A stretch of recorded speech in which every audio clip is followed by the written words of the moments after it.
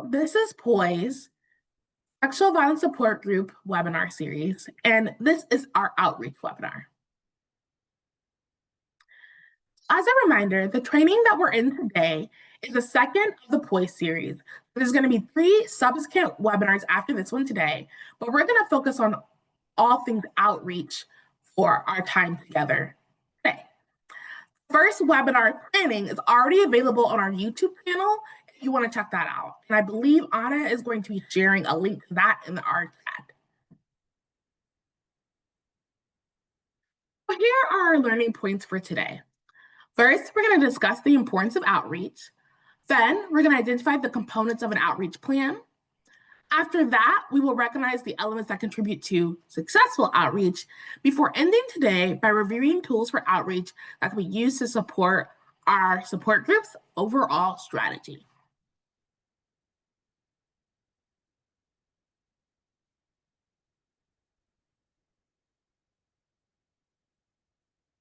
So first, we're going to start by understanding the purpose. What is outreach?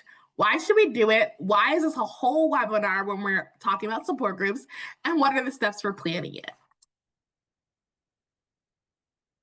Before we dive right into outreach specifically, we just have to do a quick review about what a support group is for those who weren't able to be at the first webinar. A sexual violence support group is a group that focuses on social relationships, skill development, and healing for people who've experienced sexual violence. The difference between a sexual violence support group and other groups is its emphasis on building social skills and relationships. Support groups are a great place to build healthy connections with those who had similar experiences, learn ways to cope with their experience, and how to heal from sexual violence. It's one of the core services of sexual violence support groups and sexual violence programs, and so I hope this webinar will help you start or maintain a group in your service area. From there, what is outreach? Outreach involves reaching out to the community to inform them about our services and fostering stronger relationships. If we do outreach purposely and with community input, outreach can be a chance for us to inform the community about sexual violence in our services and also be an opportunity to build community support. On the surface, the primary reason we conduct outreach is to connect survivors with our services, specifically, in this instance, for our support group. All right, so we're moving right along. What we're going to do now is a Mentimeter. So if you could go to www.menti.com and then type in the code. The code got messed up, I think, a little bit. You can point at the QR code, and then I will bring up the code on the screen in a second.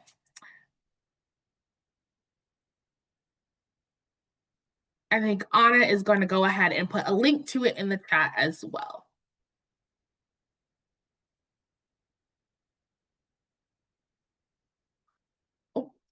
Anna, you're sending messages to me.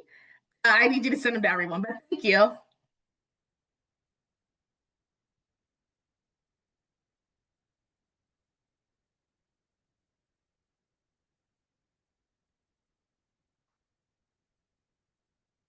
I will go ahead and send this to everyone for you all. There you go. So now everyone can have it. Thanks, Anna.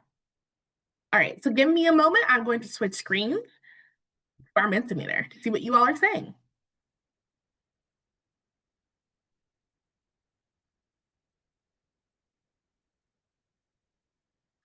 Can you all see the Mentimeter now?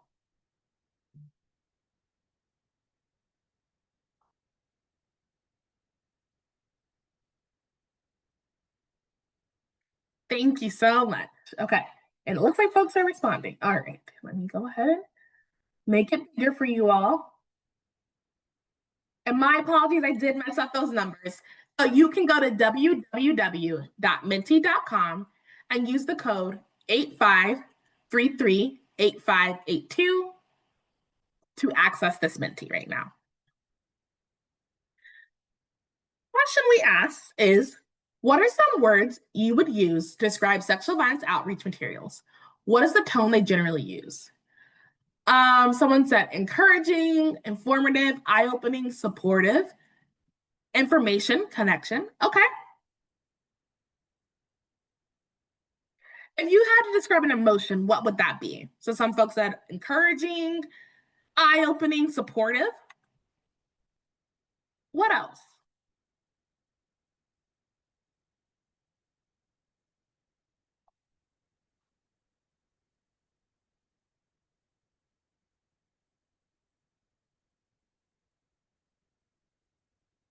And this is a word cloud, so the more we say specific words, the bigger the will get.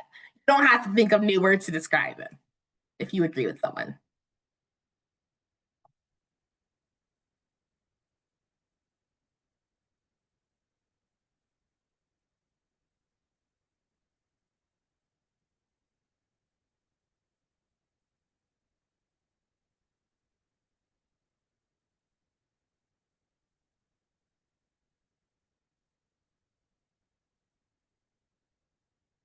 Okay, looks like everyone's responded. So we have empowered. Oh, I love that. Connection, helpful, encouraging, eye-opening, supportive. Wonderful. And so I'm glad that this is starting to shift. Some of the feedback that we've gotten, and if you look at some people who do sexual violence services website, is especially prior to COVID, there was a lot of pictures of people like this, right? They were hiding their face, they were huddled over, they were scared. And we saw a lot of teal ribbons, which makes sense because that is the symbol for Sexual Assault Awareness Month. So thank you all for your participation. Okay. Switching back over, everyone see the PowerPoint slides again.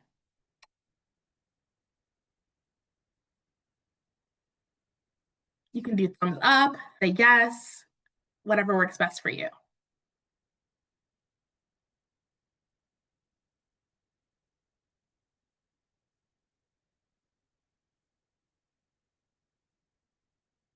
Thank you so much.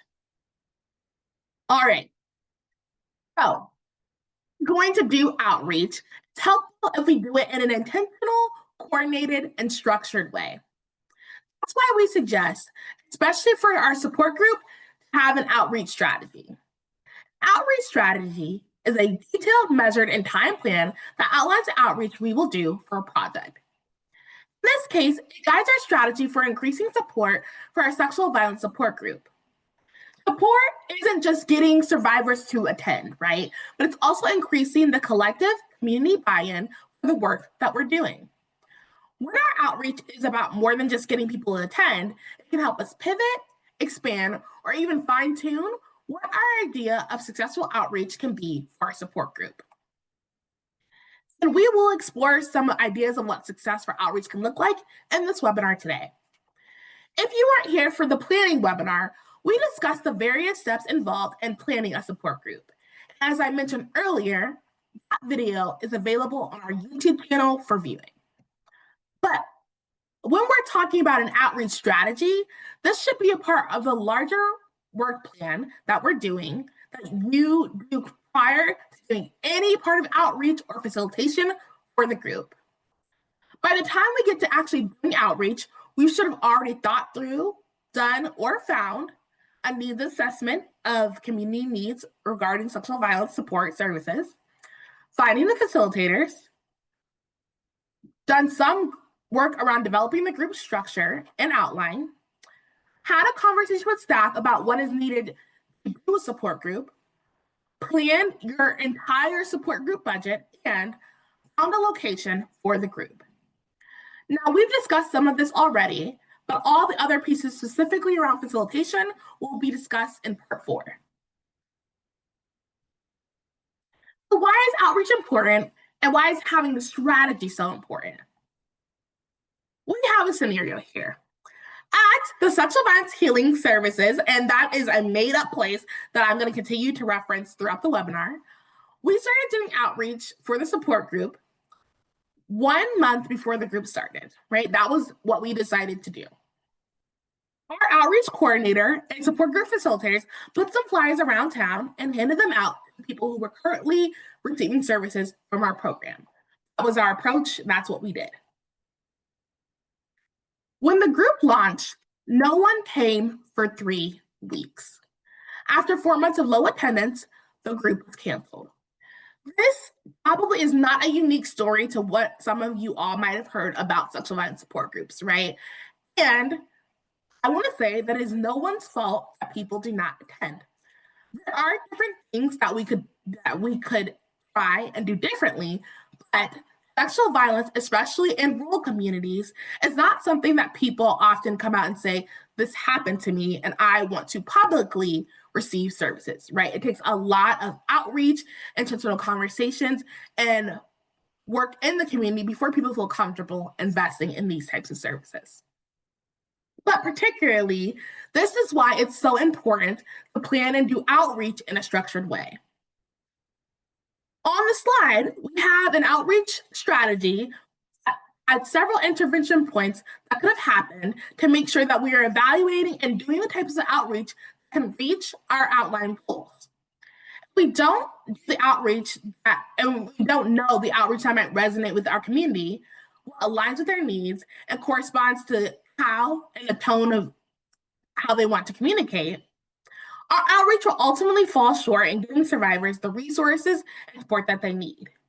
And while this might have been the best the sexual violence healing services could do with little time and direction, we might and could have the capacity to do things differently. When we do outreach strategically, we acknowledge that outreach is a key part of sustaining services that is deserving of our time and effort and deserves to be funded. We outline the points of action with multiple people to be involved and that aligns with their capacity. We identify outreach goals and metrics and benchmarks that need to be met, identify different outreach goals and objectives. It allows agencies to realistically assess our investment in outreach from the beginning. It also allows programs to think about what outreach could look like for everything that they do. Let's go through it step by step. What are the different elements of an outreach strategy for a sexual violence support group? As we move through the rest of the webinar today, we will continue to refer back to the information in this scenario. Our target audience for the sexual violence support group, sexual violence healing services support group, is older women in our community. Our main support group activity will be bird watching or birding. And the location will be done around town, but most commonly in the park with a pond near the community center, in our service area. So all this information is important because it will help us inform the rest of our outreach strategy. Our audience is going to help us and help us determine what type of outreach we do, when, why, as well as other important elements that we'll talk about later on. Having a support group that focuses on multiple populations can help people from a variety of backgrounds access services, but it also makes effective outreach more challenging.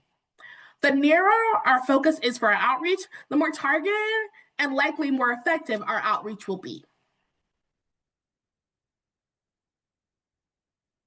But Lachey, I've never built an outreach strategy before. I don't know where to start, and I don't know who and what should be involved in that. You can start by coming up with these different elements right here. We're going to go through each of them, and each of them will have different examples. You can identify our outreach goals and objectives, establish your outreach team leads, identify key stakeholders, decide on a budget, choose a mode of communication, set an implementation timeframe for the outreach, and then evaluate the outreach. So a lot of the times when we talk about outreach, programs start on steps maybe 3 and then go 4, or start on step 4 and then go forward. But really, if we want our outreach to be impactful for the target audience that we want, there's a lot that's going to have to go into it and be a part of our larger plan for our support group, right? That has to be done strategically. I've identified an order that feels logical to me, but you could switch these steps around and fill them in as you see fit.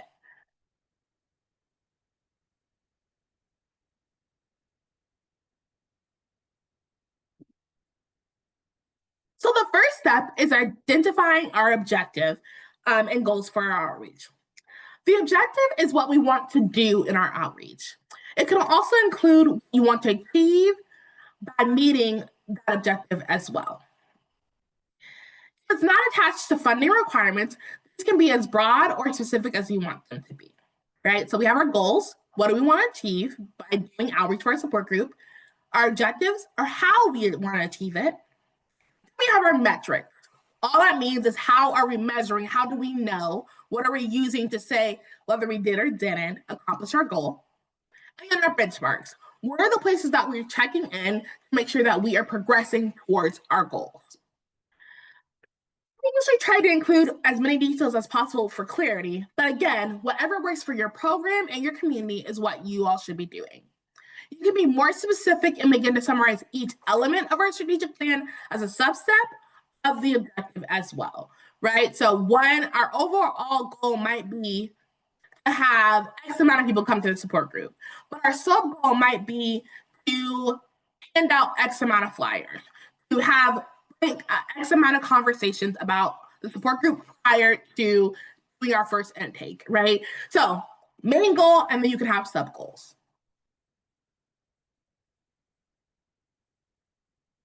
But when we're talking about success, that's going to vary on what we choose for our metrics.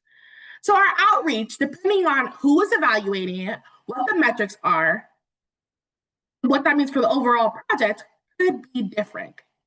Here on this slide, we have an example of 3 people in our imaginary organization who have different assessments about what success means for the project and if outreach was successful. So we have the support group facilitators, our finance director, and our supervisor. For the facilitators, their metric was how many people came to the support group. And overall, it was successful because 7 people came. For our finance director, the metric was staying on budget. And overall, it was not successful because it went over.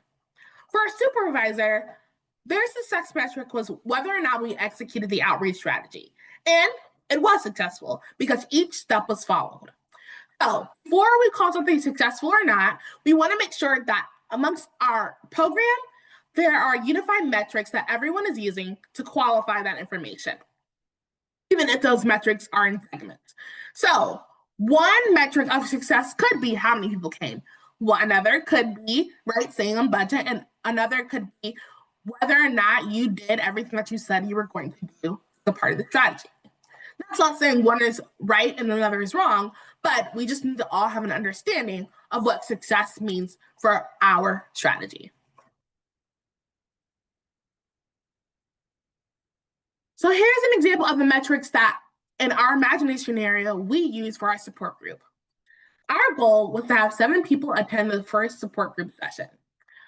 Our objective was we aim to conduct outreach using multiple methods that align with how older women who birdwatch communicate, stay informed, and connect with others. Our metric was we will analyze the number of materials distributed and the number of calls we received asking about the support group and schedule a number of intakes prior to the launch date. And our benchmark will be 3 months before the group launches. We will revisit our project weekly, right? So we will have weekly benchmarks for this support group in our outreach. One of the other metrics that we would have used and wasn't mentioned on the slide because there wasn't space is to monitor where the intake and calls were coming from. So we would ask people, how did you hear about the support group, or how did you find out about the support group? Iowa CASA has a question like that on our evaluations as well and our registrations, because we want to make sure that our outreach strategies are also working. You can see from this example that there is no objective with metrics. There is no that there are objectives with metrics that are measurable and have clear benchmarks as well. Next, we figure out who should be a part and who should be our outreach team leads. This should be the team, and this will be the team that is involved in the strategic planning of our outreach, and it should involve the facilitators and, if possible, their supervisors. Now, we firmly believe that everyone should conduct outreach, and outreach is done at multiple levels. Outreach team isn't the team that's responsible for doing all the outreach, but rather they're focused on planning the outreach strategy. This team should include decision makers at our organizations, individuals who have conducted outreach, facilitators and support group, and, like I said, the support group's supervisors if possible. So, for example, this might be our outreach coordinator if we have one, or our volunteer coordinator, the communications person at our job, and the support group facilitators. Especially in rural programs, we know you might not even have all those people. You might say, Lachey, it is just me. That is okay, right? But to stop overwhelm and to make sure that we are supporting each other and being able to have the most impactful support group that we can, it's helpful if there was a team who is leading outreach. So again, when we say there is an outreach team lead, that means that everyone in our organization can contribute to some type of outreach. Now, we know that not everyone will be able to go out and distribute flyers 3 days a week, every other week until the group launches. But every person in our organization can have some corresponding role to make sure that the outreach is effective, and even if they are not going out on the street to do outreach themselves. So for example, our executive director is probably not going to go out doing outreach with us because they are busy doing other things to help maintain our organization. But because they are going to be in rooms that we as the facilitators are not, they can still talk about the support group and promote it in their own way and do outreach one-on-one. For the board, direct service staff, everyone at our program should be doing outreach in order for services to be the most successful and have as wide a reach as possible. It doesn't have to be everyone's specialty, but it does have to be contributed to in a way that is reflective of your organizational capacity. We have to do it continuously and often as well. For everyone to be able to do that, however, there needs to be information, strategy, and points of contact that are being developed and information that's being shared throughout your whole organization. After our dream outreach team has been assembled, the outreach team leads need to think about how they will communicate that outreach plan internally and externally so that everyone who needs to feels knowledgeable about our support group. Internally, the outreach team needs to think about how to communicate and plan the strategy to the rest of our organization who will be doing outreach. They should consider how do changes about services communicated to our staff and volunteers? What's the best way to communicate a lot of information to staff? When it comes to those external community FAQs or frequently asked questions, again, highly recommended our programs conduct some kind of community assessment before doing support group.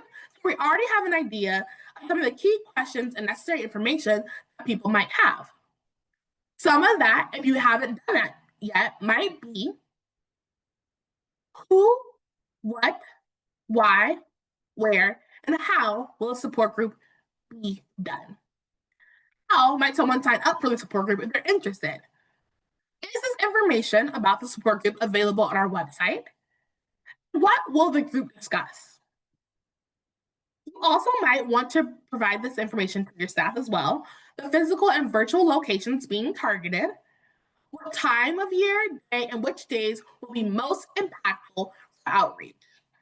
You can see that we picked this picture in the springtime, right? Because this would be a great day to do outreach because it might not be too hot, right? We're not worried about inclement weather.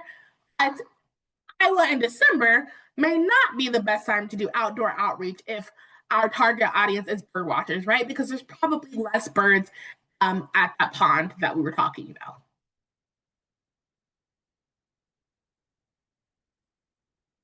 So when we establish our outreach team, here's some of the things that they considered. Before doing outreach, we gather a team of 5 and discuss our plan. In this example, the Sexual Violence Healing Services, we chose 5 people to be our outreach team leads.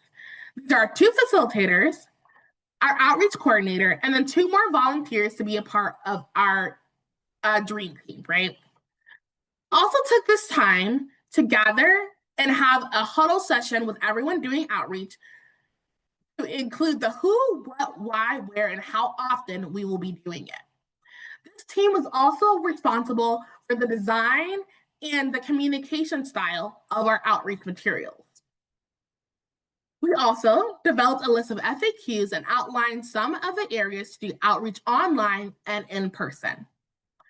Because we want to be intentional and have information for folks doing our outreach, our dream team also took time to ask our coworkers, people who are currently participating in our program, and others what questions they would have about a support group and compile those answers. This will help our team maintain unified messaging, and that will help reduce confusion about the support group within the community.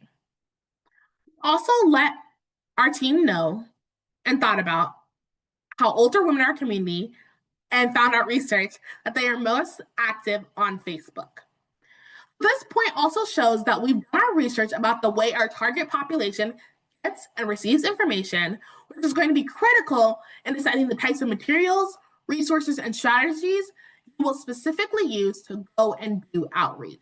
And we'll discuss more about what those could be later on.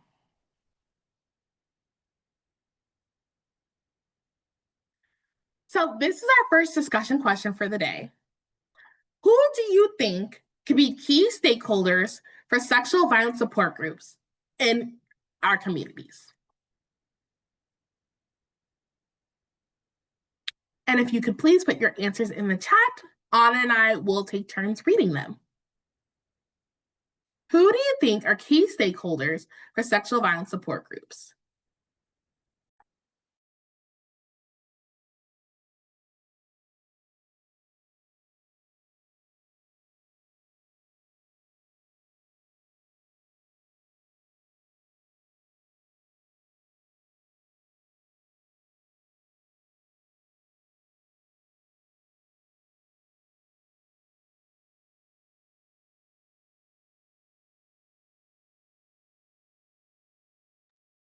Hi, Lachey. Looks like somebody put advocates.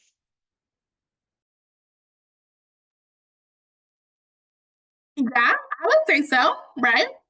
Those people should be informed and know about sexual violence support groups happening in our community. Who else?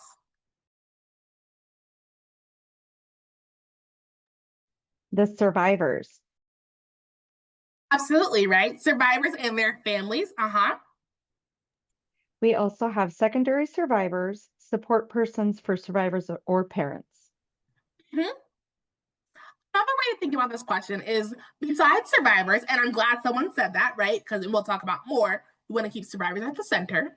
Who else will we be targeting for outreach, even though our target population for the support group is older women? Thank you for those of you who've given input so far. Who else?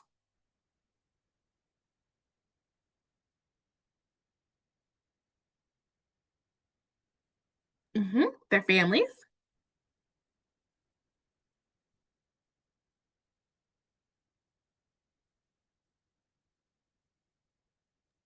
Someone said teachers and community members.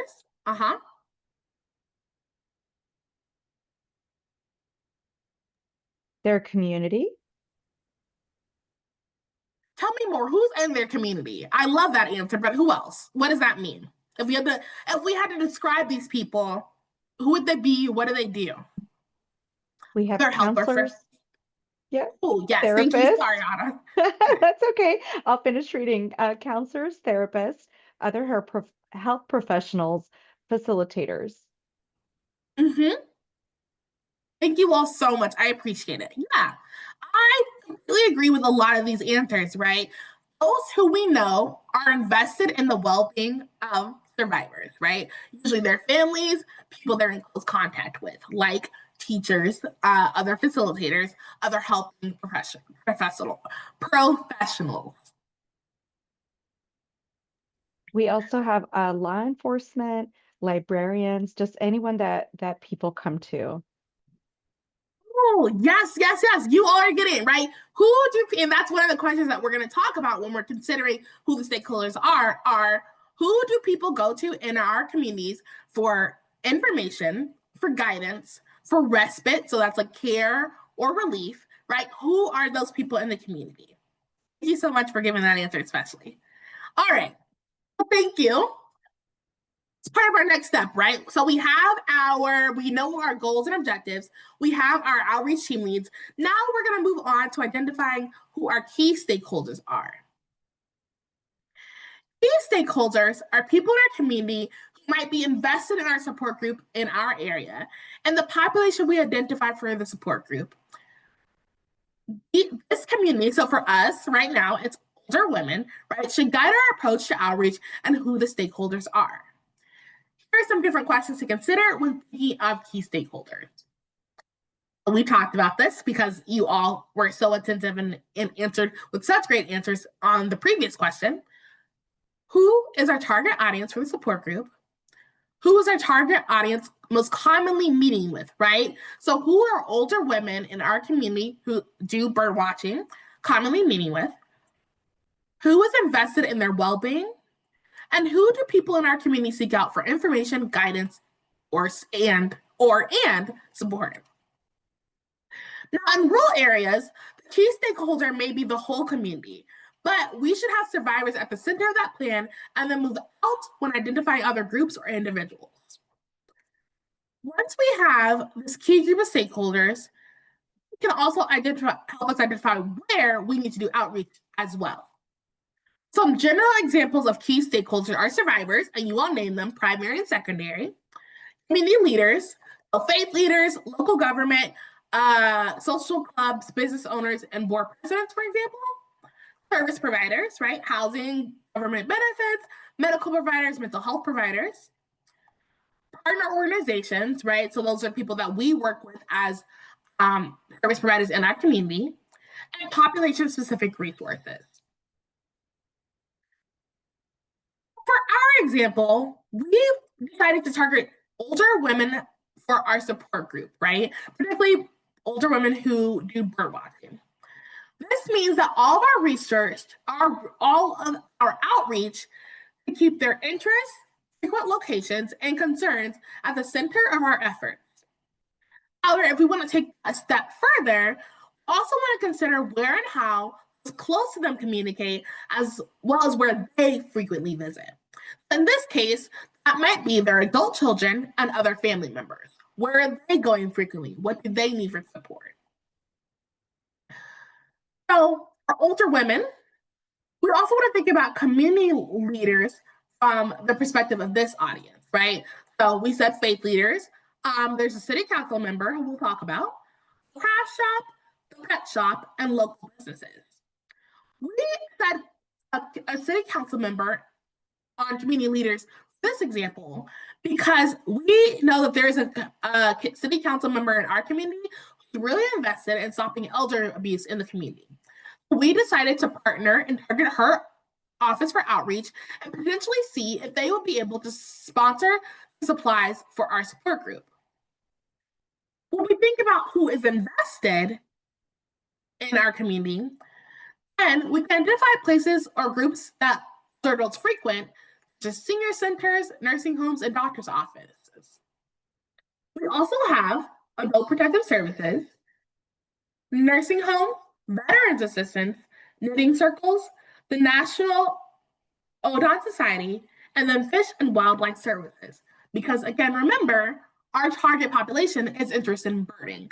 They're probably going to have some contracts with people who offer supplies or resources surrounding that hobby.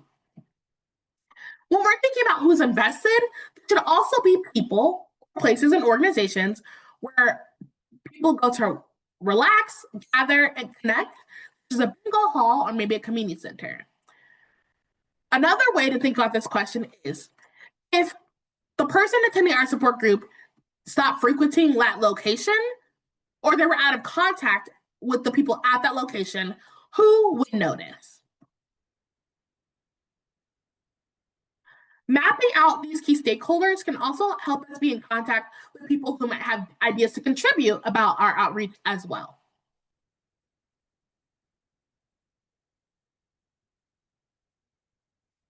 Deciding on a budget. Budget should be clearly outlined before starting the outreach. It should influence the types, the breadth, and depth of our outreach that we decide to do. Of course, right? We want to consider our overall support group budget, but we should also have an idea of what past budgets for additional outreach or launches of programs have been and how effective those outreach efforts were when forming our new budget. Some types of outreach and promotional materials cost more than others. We want to be strategic in the types that we choose. And again, we are going to spend time talking through the different types of communication. So just hold tight. And if you have questions about that, go ahead and put them in the Q&A and we'll discuss them when we get to that section. So again, just because some are free doesn't mean they'll be received well in our community. In smaller communities, it might mean we spend more money on t-shirts than we do on TV advertisements or brochures. But again, that has to be guided by the way people in your community receive information. Another tip, especially for rural communities, is that we want to factor in the distance and mileage it might take to do outreach and other staff transportation costs into our budget if we have a wide service area.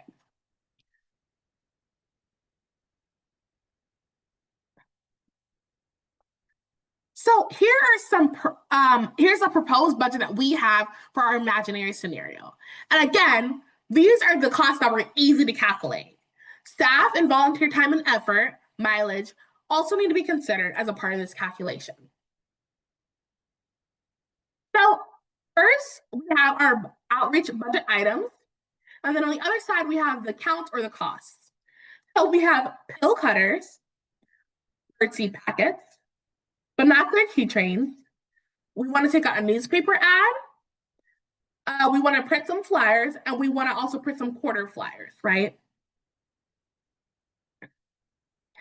Now, again, these items were chosen because of who our target population is, right?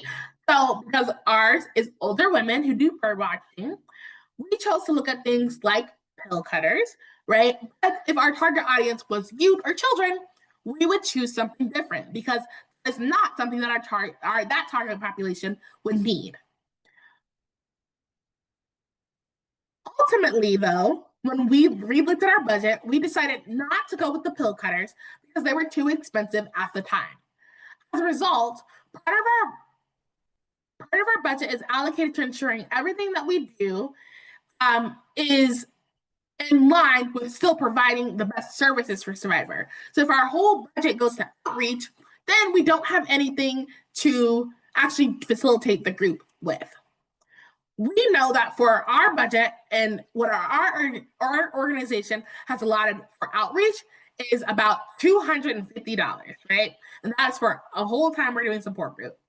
So what we initially ended up going with was doing that newspaper ad in town, as well as printing the quarter flyers, which is at the bottom, and then the birdseed packets.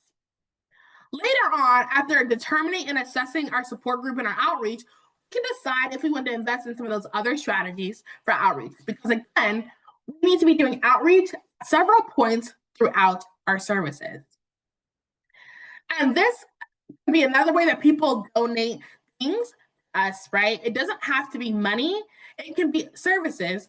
So, for example, in this scenario, we have asked a newspaper in one of the local towns to run our newspaper ad at a later time, but at no cost, right? And that was something that they were willing to offer us.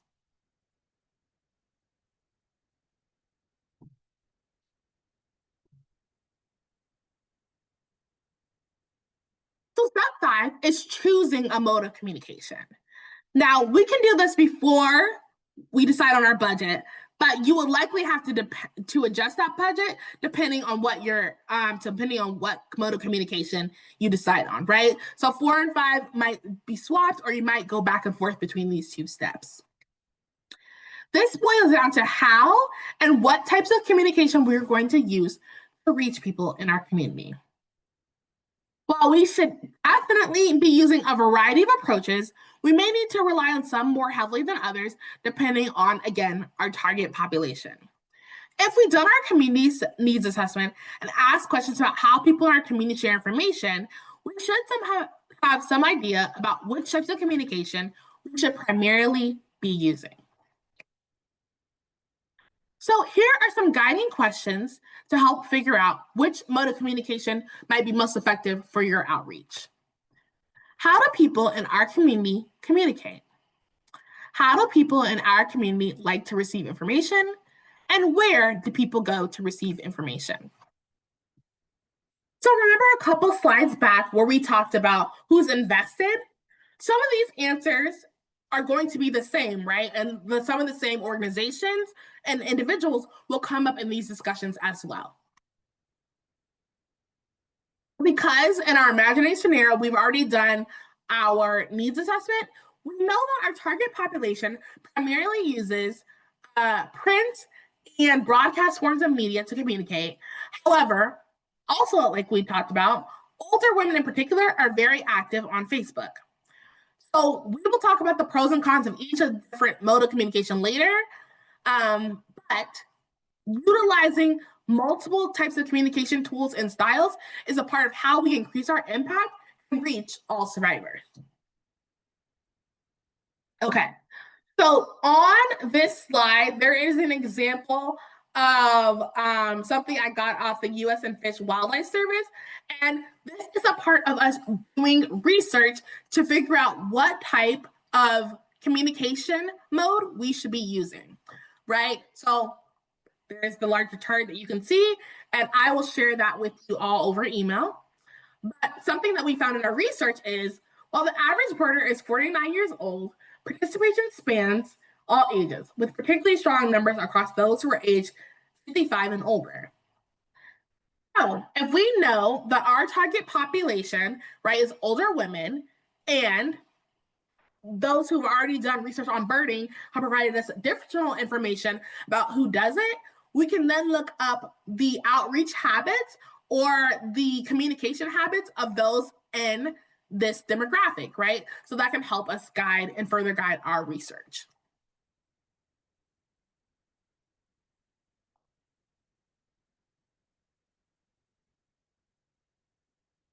So after we have identified which modes of communications we will use, then we're going to think about how long we actually want to be doing outreach. Now, we know that particularly in rural communities, people may not migrate in and out as much. So we might not have to do outreach as frequently as we do in urban areas, but it still needs to be pointed and impactful. We need to know how information gets disseminated in our community and how long a process usually takes. Our guiding questions when we're setting an implementation timeframe are: what have previous outreach timelines been? Were they successful, and how so? How long does it take for information to spread in our community? And how durable are your outreach materials, right? So when we're talking about how long does it take information, it's going to take us a long time to tell every single individual person in our community by having a discussion about our support group. But if we know we can tell 10 key people, how long will it take before people start to recognize that we are providing a new service? That's the type of information we want to have handy when setting a time frame like this.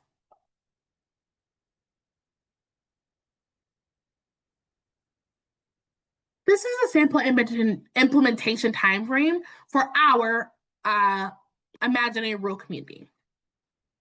So for the sexual violence healing services, we determined that we will conduct outreach starting 3 months before the group launches in the community. We made the decision after reviewing the results of the community assessment and gathering insights from our service reports and general community knowledge. We noticed in previous years, we tended to see more survivors in the springtime. There's less snow and more birds nest in the parks as well. 3 months also gives us enough time to table at events during Sexual Assault Awareness Month and post about the support group 8 times on our social media accounts. Also, in our imaginary scenario, we know that in our community, shopkeepers don't like to leave flyers hanging up more than a month outside because of the weather.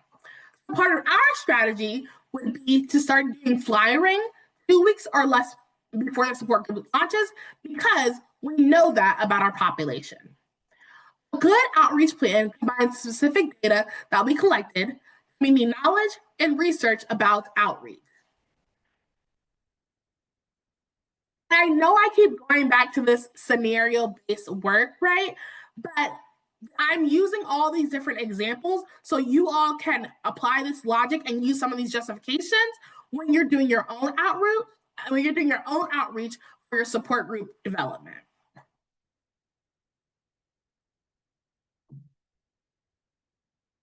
So step 7 is finally doing our outreach, right? By this point, everyone has been briefed and knows the specific roles and expectations in relation to the outreach strategy. When conducting outreach, it's best to know when it's done and to have it done in teams so that everyone has someone to be accountable for, and to, and then also for someone that they can bounce ideas off of. It's also important that we utilize those formal and informal bonds in our community as a recruitment tool as well. So some of my coworkers have really strong ties to different communities in Iowa. I don't because I live in Arizona, right? So if we're doing outreach, that will be a consideration that we need to make. In our imaginary scenario, Hayden and Kai are on an outreach team, and they will be doing outreach to 2 bingo halls in our service area. After doing some research, Hayden found out that Hayden's mom plays bingo at one of the halls every Monday night. So they're going to send out flyers and schedule meetings with general managers. After those meetings, they agreed to co-host a bingo night with prizes once a quarter. One of the bingo halls even offered to let them hold another support group there if they wanted to. They also gave the managers their business cards so they can call them directly if they needed any more support group materials.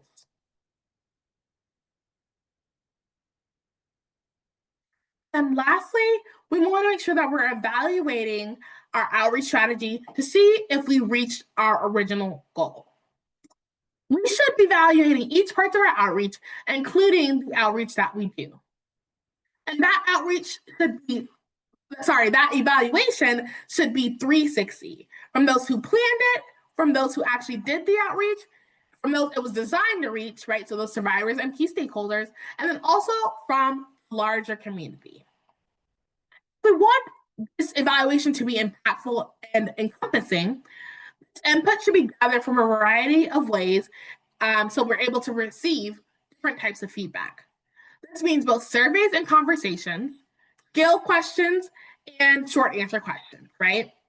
By doing this, we'll be able to have both a cumulative score, right? A quantitative data, also have that qualitative data to show what the numbers can and represent some of the work that was being done or the gaps that exist.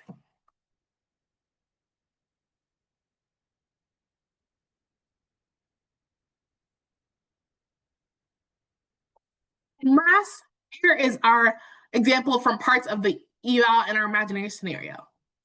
After we executed the outreach plan, we found it somewhat successful. We were only able to hand out 115 flyers due to inclement weather on one of the days we were prepared to do outreach. At the launch of the support group, 9 people did intakes and 5 older adults attended. We did not reach our target audience goal. Most of the people, 9 out of 5, saw the flyer in the park and at the grocery store. Next time, we're going to. So what's important to note here is that acknowledgement that it was somewhat successful. Now, you might notice that even in this scenario, things didn't go as planned. And I put this specific example here because I want you all to remember that even if things don't go the way we wanted it to, that is okay.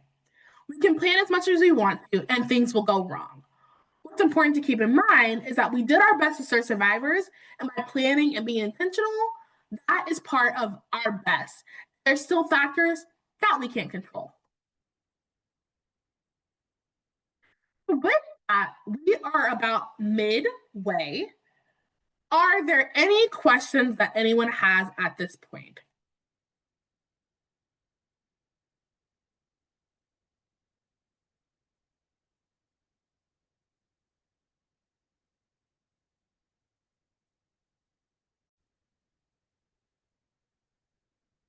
All right. So now we're going to talk about tone and messaging. Both of these things are really important for having quote unquote successful outreach. And as I've said several times already, it should be dependent on who your target audience is for your support group.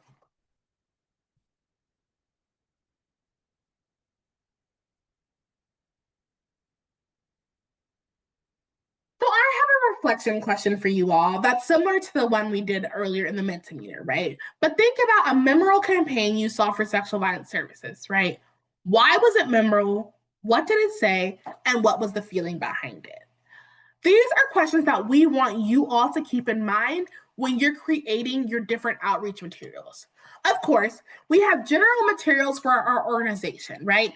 And those might have our agency logo, our phone number, right? And a simple message.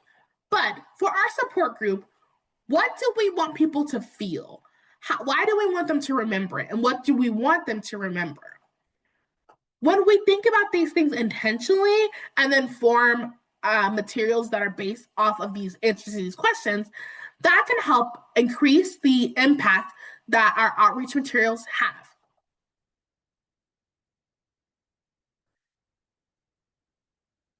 Again, because I like to make sure that I have relevant examples for people to hang on to, I created a sample flyer for you all to see all the internal choices I made when making this flyer for you all. And so Anna is going to share that PDF of this flyer in the chat because it might be a little bit small on the screen. So I'll give her a second to do that.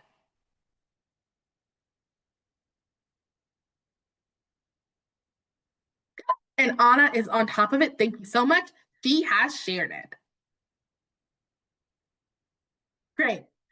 So we wanted to make sure that we spend some time talking about tone.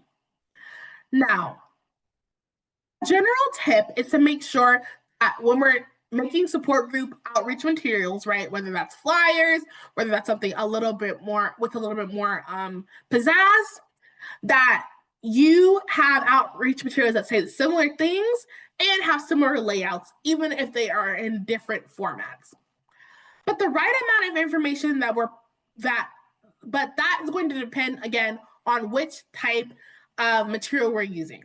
So for example, a social media post can hold a lot more text, right? That's not going to be the same amount of text that we put on a magnet, for example. So it's important to have an established layout and feel for our materials that is agreed upon by the outreach team leads and those who are going to be designing the materials.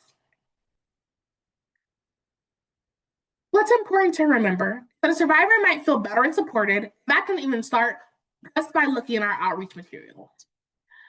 What we know is that traditional sexual violence materials and outreach have been pessimistic and altogether, right, viewed as dreary.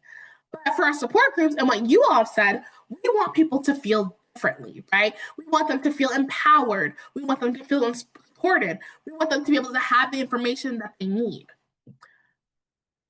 Our outreach can still be poignant and uplifting and get those messages across.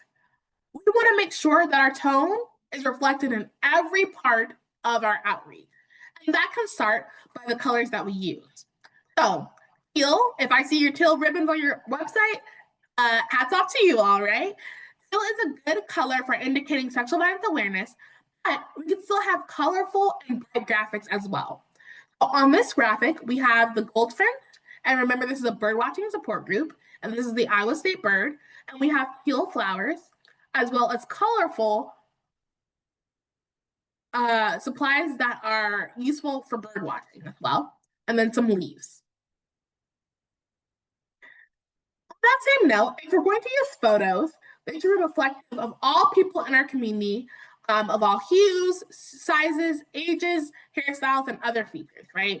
So for this example, we skipped using images of people altogether, just use the pictures of birds and materials relevant to bird watching. There's also pictures of green leaves as the border as well. And we know that nature helps people feel calm. Leaves represent growth, which is why it was intentionally chosen for this flyer. This also was intentionally chosen was to have the leaf directly pointing at where the time is for the support group, right? Because we want to make sure we're being conscious of what's being drawn attention to in our material.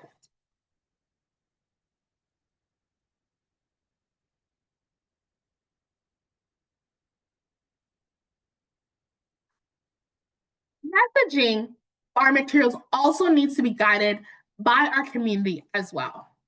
We know that a lot of things can affect how people are interpreting the messages that we're portraying, that we are saying. Language, prior knowledge, relationships also play a part in our messaging. In smaller communities, especially, these feelings about shame, guilt, and downright discomfort when discussing sex and sexual violence might be amplified. Our messages should reflect and understand that. Our messages could say things like, "You are not alone, believe survivors," so people really start to gain some knowledge around sexual violence. We should also be moving at the pace and space of community trust, and that is to be reflected in our outreach as well.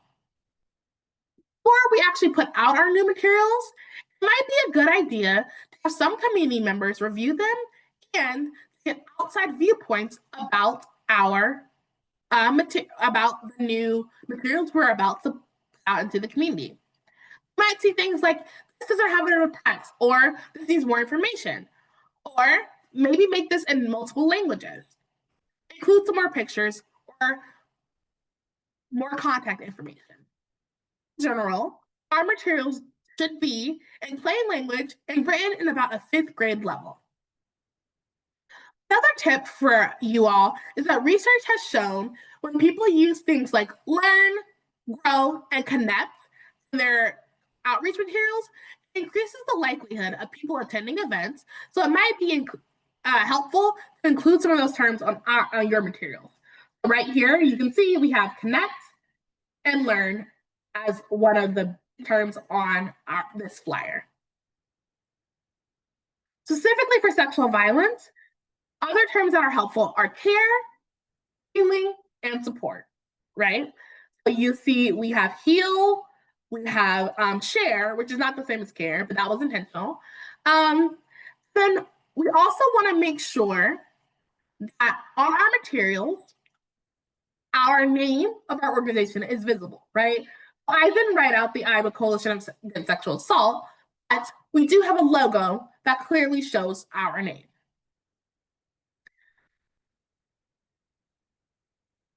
We also want to make sure that when we are doing, we are creating materials for our new service in particular, we want to make sure that the group's name is clear. There's a brief description of the group, and there is contact information for if people have more questions. We also want to make sure that if there are any particular needs for the group or things that can impact people being able to attend, that is clarified on our materials as well, right? On this flyer, it says field guides and binoculars will be provided. These are things that people might need to do birding. So that was included on the group. Another part of knowing your audience is I was going to originally name this made up scenario, right, bird nerds. But I know that that may not resonate with people who are 55 and older. Being called a nerd may not be something that they enjoy, right? So again, thinking about how our audience identifies, how they communicate, and how they seek support and services.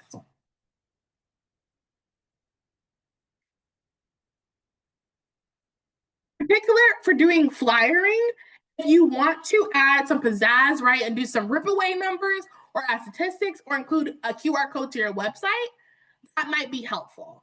But what you should do is should be reflective of what works in your community. All right. So now we are going to talk about some communication modes and different marketing tools to use.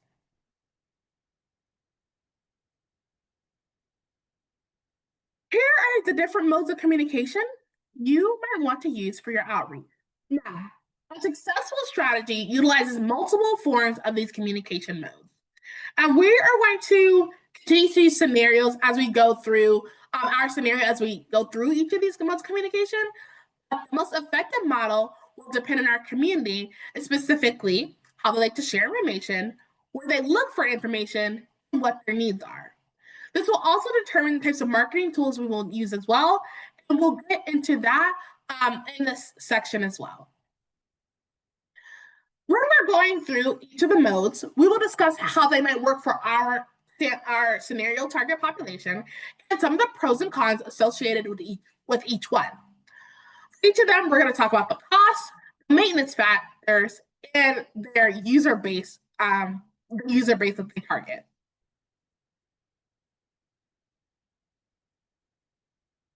So first, we have word of mouth.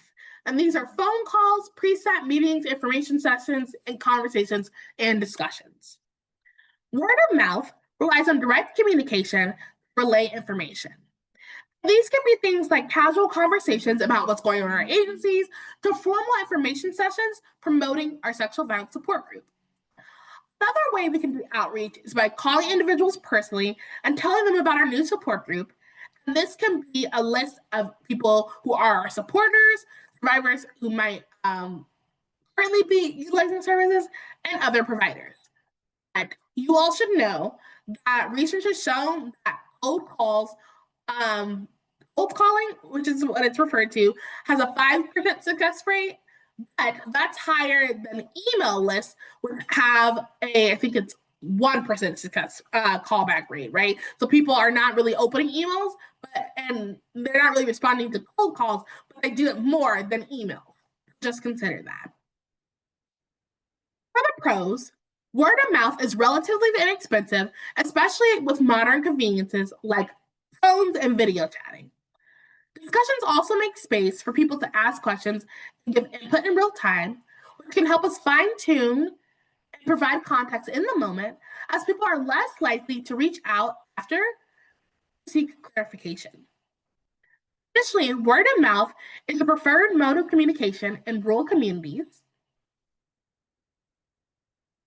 especially, and I have done community assessments in rural communities, and it's been identified as one of the most effective ways to share information about new services, and specifically having conversations with community leaders and key people in that community.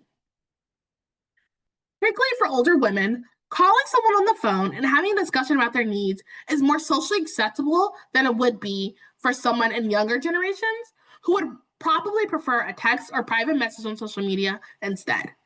So for our scenario, we might want to have some people doing tabling events or at the bingo hall, like we mentioned, calling our partner or community partners to tell them about our new services as well, because it corresponds with how older women prefer to communicate. But again, this is not your target population for your support group. This might not work as well.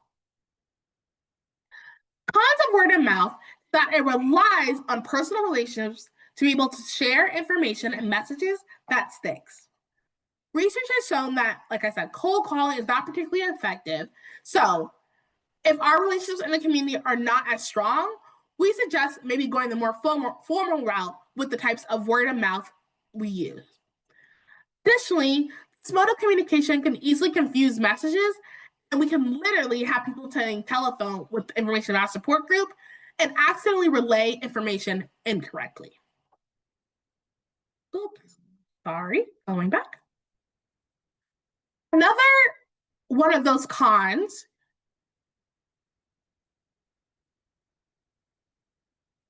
is it can take more time to do this mode of communication than it can for others. The time it takes to have 50 conversations about a support group over the phone or in person would be much longer than it would take to do any other of the modes of communication like we talk about. So it'll take much longer to talk to 50 people than it would to send an email blast that goes out to 100, right? On that same note, you might have to have that conversation a couple of times and then still use the other types of communication modes and strategic reminders and follow up for that information to stick.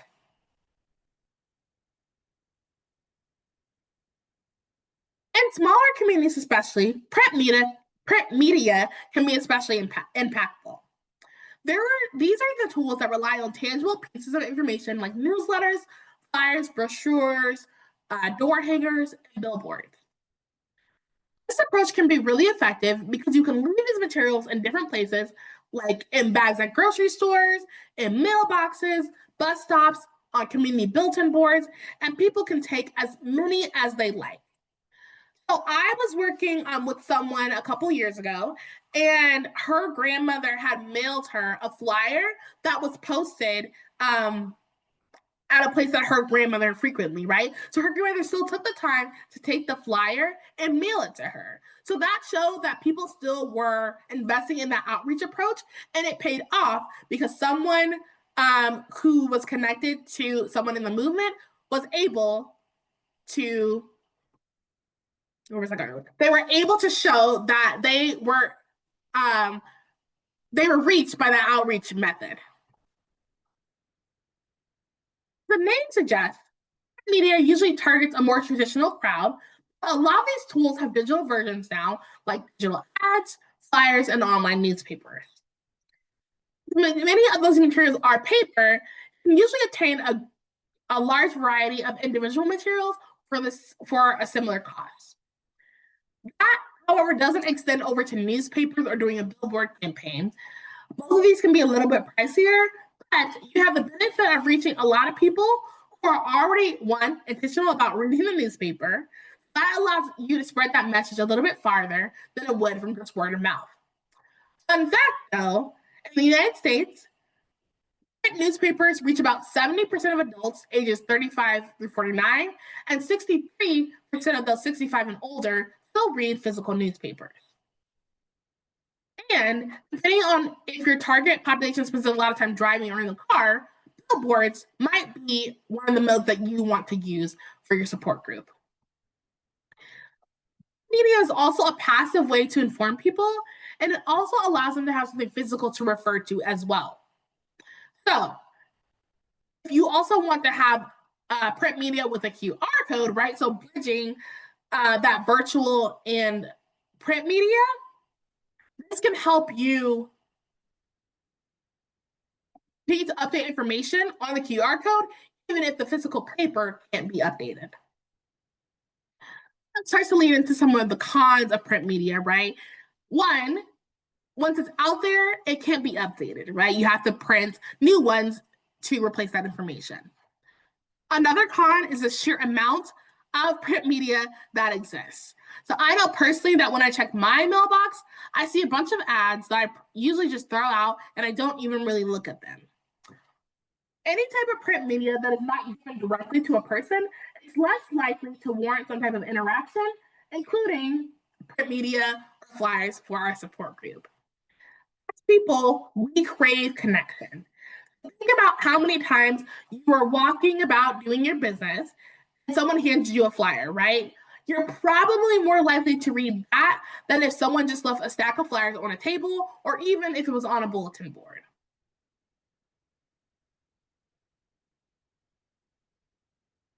So with print media, if there's a misprint or information is incorrectly on our materials, or if that information changes, then we have to reprint the materials that we've already distributed, which can cause confusion and lower the chance of people coming to our support group as well. Another con is that much of print media, right, relies on sight. For older adults and for those who are blind, this will be difficult or either impossible to utilize. And this last con, which is a little bit, which is less important, but is labor to distributing print media, right? Even if it's not someone going to door, they still have to do work to go to the post office to drop off the flyers or go to different locations to place the flyer. Beyond our typical flyers, we have other types of promotional materials. So I also wanted to let you all know I did the research for you so you wouldn't have to. Some of the most popular giveaway or outreach items are notebooks, tote bags, power banks, t-shirts, and writing utensils, right? So those are some of the types of promotional materials that people like the best. But again, we want to be really careful with the types of materials we invest in and really weigh the cost and impact. Just because something is cheap doesn't mean it's a quality outreach tool, and vice versa. Community perception should also inform the types of materials we use as well. We should think about what materials go the fastest in our communities. Do they align with the wants and needs of our target population? What is the cost of material? And what promotional materials do we have? And can they be repurposed? So we are not encouraging you all to go out and buy a bunch of materials just to do outreach for a support group. We want you all to be intentional and think about if that's something that you want to do selectively. But for our scenario, remember, we decided to move forward with the braided bird seed because it corresponded with the interests of our target population. We were able to use labels that we already had, put those on the back of the birdseed packets that we have, that had a little bit of information about our support group and the contact information. Whatever the information, the materials that you all use are, and what strategies they use, we need to make sure that aligns with our knowledge about our community and the data from our community assessments to guide our outreach. Maybe we send a gift basket with cookies and flyers for our support group, or we do a water bottle, and inside the water bottle, we just have a slip of paper about the support group at a 5K, right? Maybe we put out a bowl of teal ribbons that folks can pin to their clothing at the entrance of the American Legion or Elk Lodge, along with a big poster about a support group. Remember, right? The best approach is a combination of approaches.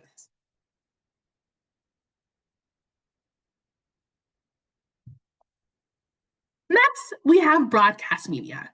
Now, before 2000, this used to just really be TV and radio. This is where people could go to listen to music, right? Get the right information and also hear public service announcements. Now, we also have podcasts, which are also a part of that broadcast media.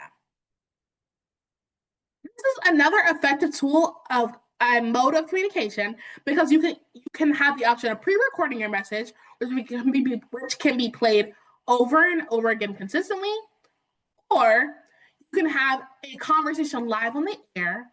That's still another kind of form of word of mouth, right? You're still able to communicate with another person.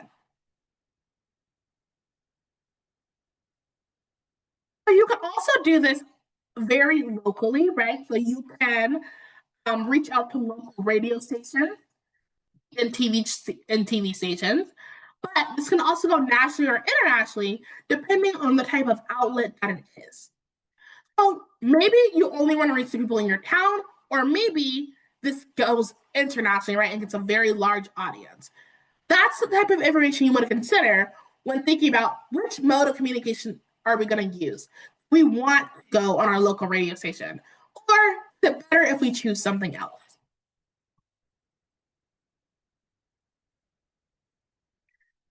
We want to go and do the podcast media, right? It could be really good exposure for us to go to a radio station, right? And have a 45-minute interview to talk about our support group. And because can be recorded, we can reach people at any time of the day instead of having physically be there to have the conversation. People of all ages and demographics are still consistently using broadcasting media. But the types of ways that they're using and engaging with broadcast media depends on the demographics. Older adults predominantly engage with traditional TV and the internet, right? Nearly 99% That's all, right? Use the internet daily. 98 watch TV. 77% of older adults watching TV for more than 2 hours each day. TV remains the primary source of information for news and entertainment, while the internet is also a significant source for news.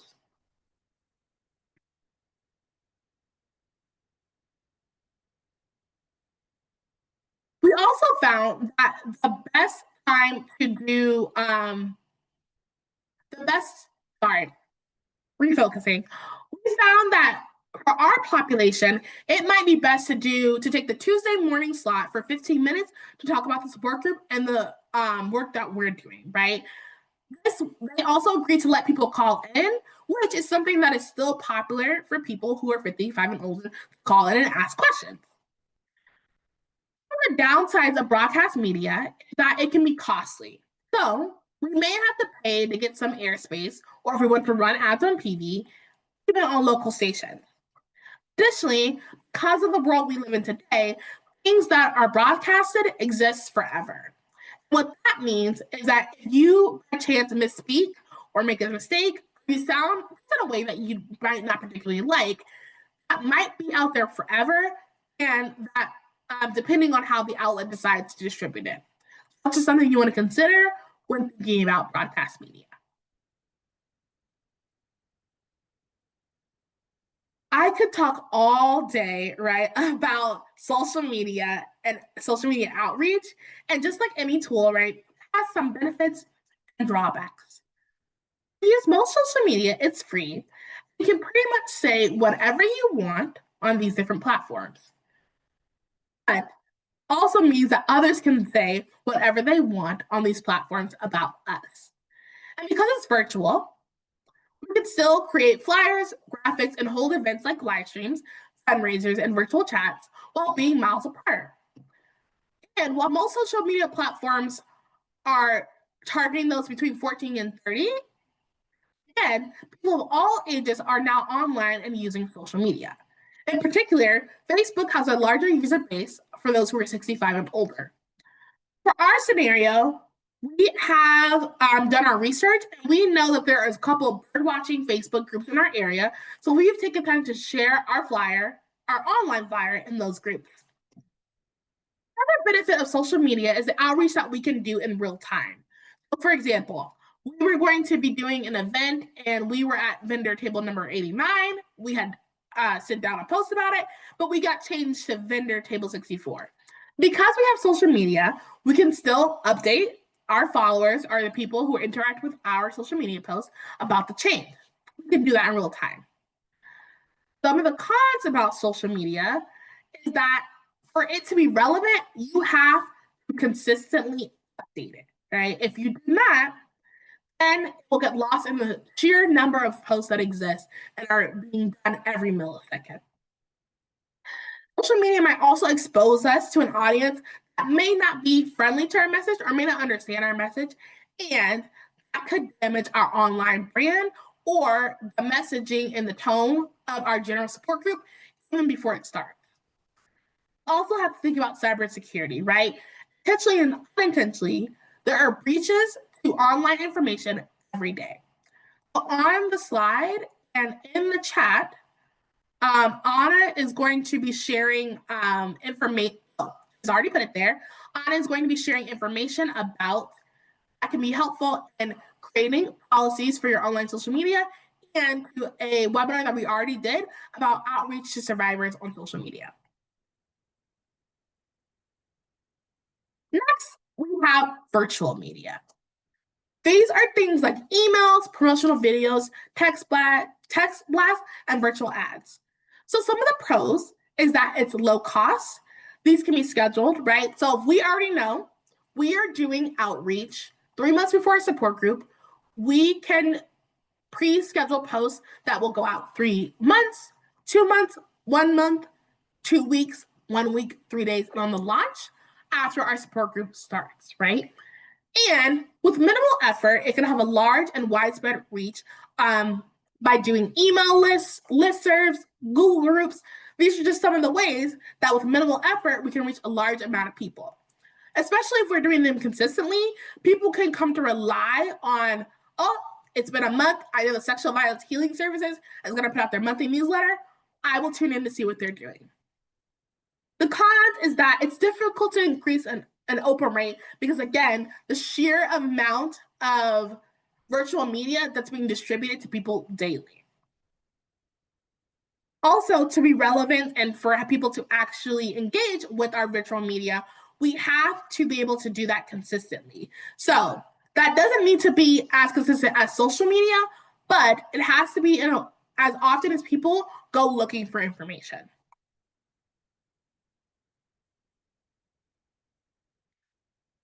So here are some other questions to consider when we're thinking through the types of outreach we want to do. We always suggest, again, doing a different type, doing a mix of them. But these are some questions to consider always. And we've talked about them all before. How do people share information, find resources, and get connected with others? Where do they gather, both in person and online? Which modes of communication work best for our target population?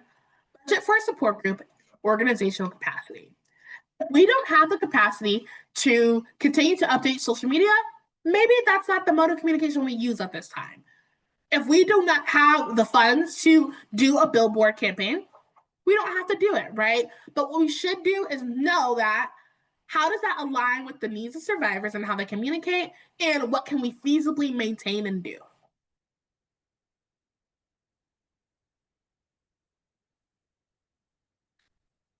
I also didn't want to end without actually giving you all a list of different places to outreach to. So we talked about individual places throughout the webinar, so those aren't on this slide, but there are so many places in our communities to make sure we're doing outreach to. We don't need to do the same level of outreach to all those people, to all these different places, or to all these individual people, right? We need to invest the most amount of time, energy, and effort into places that we know our target population interacts with and who's invested in them.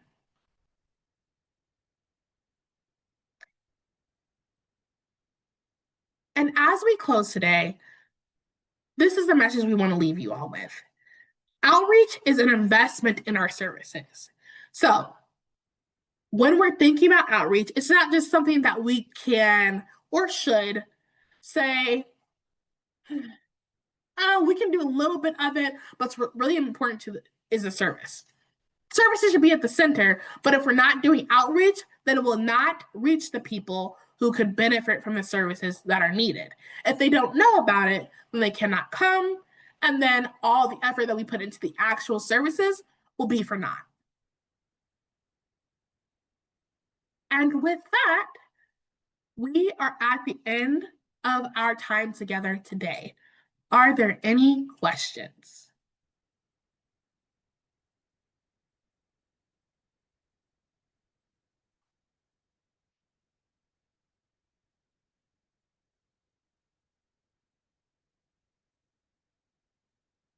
And so Anna is going to go ahead and put, yeah, so if you are attending, you have the copy of the slides. If you're watching this on YouTube, feel free to reach out to me. My email is on the slide. But I appreciate you all coming. And again, please let me know if you have any questions. Thank you.